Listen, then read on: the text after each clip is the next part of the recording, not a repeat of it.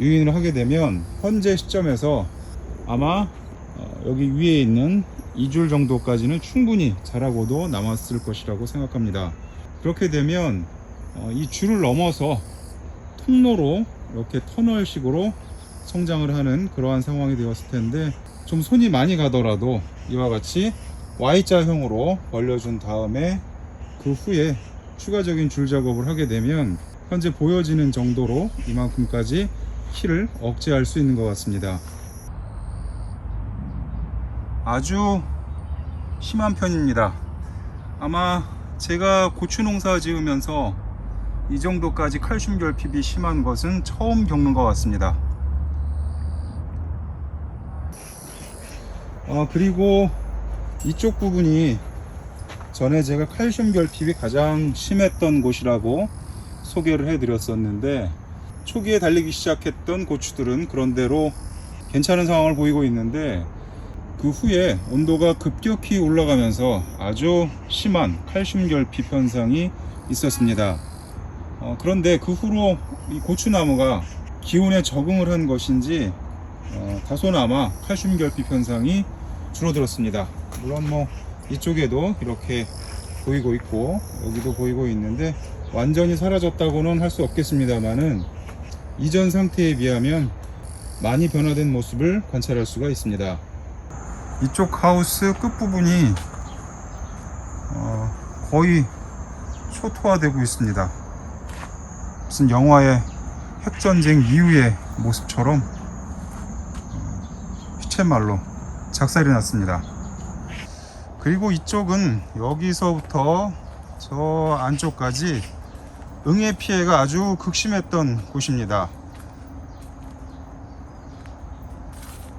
예년처럼 천연약재를 가지고 방제 작업을 계속했다가 제가 살짝 방심한 사이, 아마 기간으로 따지면 일주일에서 열흘 정도 사이에 순식간에 응애가 퍼졌었습니다.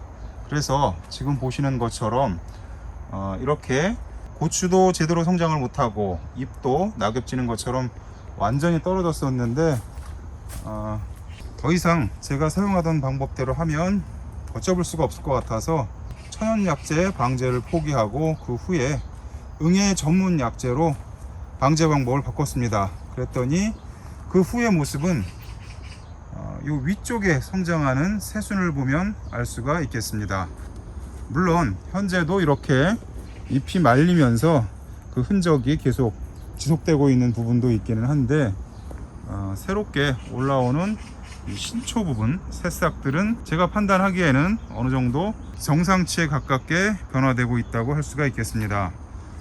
그런데 고추가 꽃이 피고 열리게 되면 현재 같은 기온 상태로 보면 45일에서 약 50일 정도 지나야 제대로 열매를 수확할 수가 있는데, 지금이 7월 말이니까 아무리 빨라도 9월 중순이나 돼야 수확을 할 수가 있겠습니다. 그렇게 되면 상당 기간 동안 고추를 수확할 수 없게 되기 때문에 제가 잠시 판단을 미룬 사이에 나름대로 상당한 타격이 있었던 것으로 판단이 됩니다. 응애 방제를 처음에는 이틀에 한번 해줬고, 그 다음에는 사흘에 한번 해줬고, 그 후로는 일주일에 한번 해주는 방식으로 이렇게 살짝 텀을 늘려가면서 방제를 해주고 있습니다.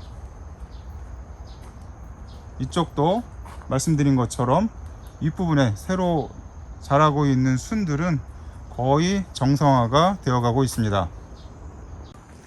이쪽 부분도 응애가 심했던 곳인데 위쪽에 새로 나는 순들은 상태가 많이 좋아지고 있습니다. 그리고 관수하는 상황을 말씀드리자면, 현재는 몇 분 관수를 한다 이렇게 말씀드리는 것은 좀 표준화하기가 어려운 설명이라서 포기당 몇 리터 정도의 물이 관수되느냐 하는 것이 중요한데, 요즘 같아서는 하루에 2리터를 약간 넘게 공급을 해주고 있습니다. 비가 오게 되면 살짝 그 양을 줄였다가 다시 또 비가 오지 않고 가뭄이 지속되면 물 공급량을 늘려주는 방식으로 그렇게 유동적으로, 하지만 전체적으로 평균치를 내보자면 최근에는 하루에 고추 한 포기당 2리터 정도의 물을 공급해 주고 있습니다. 여름에 접어들면서 온도가 갑자기 초고온 현상을 보이는 상황에서 고추가 미처 적응을 못하고 칼슘 결핍이 아주 심했던 상황, 그리고 제가 천연 약재를 포기하지 않고 며칠 고집하다가 예기치 않게 응애 피해를 심각하게 입었던 상황을 제외하고는 전체적으로 무리 없이 커가고 있는 것 같습니다. 이곳은 4월 28일에 정식한 노지고추입니다. 우선 상태를 자세히 보여드리자면 전체적으로 냉해 피해 때문에 하위엽이 거의 다 손상이 된 상태입니다. 잎 뒷면도 벌써 누렇게 변해버렸고, 고추 줄기도 비슷한 현상을 보이고 있습니다.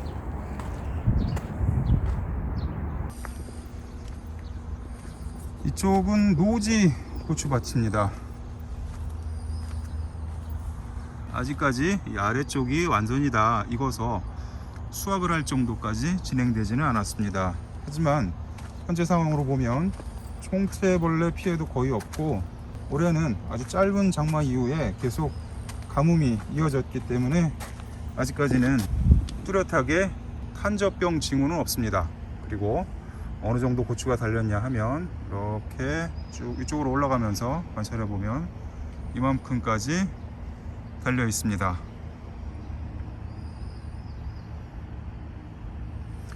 현재 상태로 봐서 날씨에 크게 변화만 없다면 이쪽 노지는 평년작보다 좀 더 나은 성과를 보일 것 같습니다.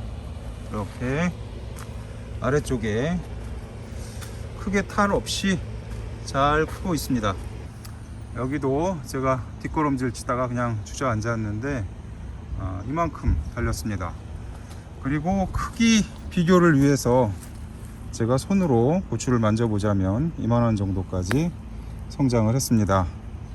이 고추는 부피는 약간 좀 가는 편인데 이 옆쪽에 있는 고추들은 그보다 훨씬 더 볼륨 면에서도 크게 성장한 것을 볼 수가 있습니다. 요즘에는 주로 나방 피해를 조심해야 합니다.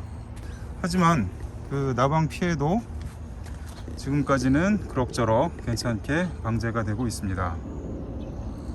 요즘에 노지 고추 물 공급은 그루당 거의 하루에 3리터 정도 해주고 있습니다.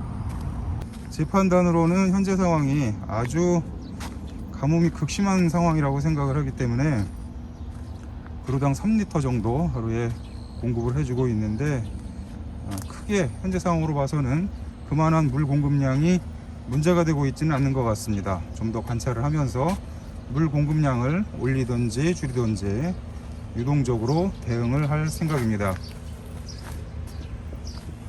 이렇게 고추 첫물 수확을 시작하기 전에 전체적으로 초기에는 아주 냉해가 심해서 과연 살아남을 수 있을까 그렇게 생각이 되었던 고추들, 그리고 물론 부분적이긴 한데 중기에 하우스 같은 경우에는 응애 피해가 일시적으로 아주 심하게 와서 제가 우려를 많이 했었는데, 그런 상황을 다 헤치고 나와서 지금 보기에는 크게 다른 해에 비해서 못하지 않은 결과를 기대할 수 있지 않을까, 그러한 판단이 됩니다.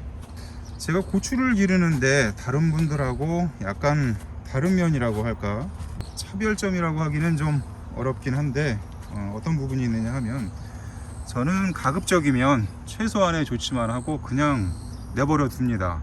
간혹 다른 분들 영상을 보게 되면 고추가 제대로 자랄 수 있는 시간적인 여유를 주지 않고 너무 많은 작용을 하는 것 같습니다. 어떤 약재를 주고 그 다음에 무슨 조치를 하고, 물론 여러 사람들의 시선을 잡아 끄는 데는 그러한 방법들이 효과적일 수 있겠습니다만은, 제 생각에는 고추를 그냥 심어 놓고 전체적으로 자생력의 범위 내에서 성장하는 것을 기다리는 것이 낫지, 너무 많은 조작들을 하는 것 같아서 그 노동력이 아깝기도 하고, 보는 사람으로서 그리고 또 고추를 기르는 사람으로서 좀 안타까운 생각이 들기도 합니다. 오늘 이렇게 하우스하고 노지하고 내일부터 수확을 본격적으로 시작을 하려고 하는데, 그 직전에 현재 상황이 어떤지 전체적으로 쭉 훑어보면서 소개해드렸습니다. 지금까지 농담TV였습니다. 시청해주셔서 감사드립니다. 여기는 저희 농장에 있는 복분자 나무들입니다.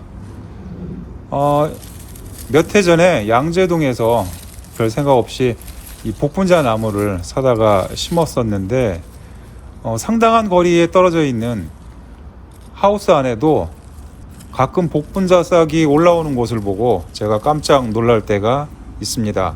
그만큼 번식력이 어마어마합니다.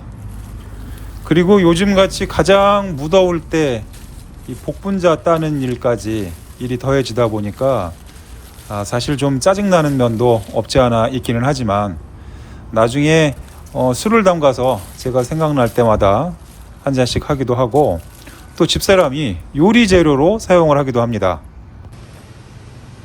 오늘 수확한 복분자입니다. 요즘에 하우스 안에 온도가 47도, 46도까지 올라가기도 합니다.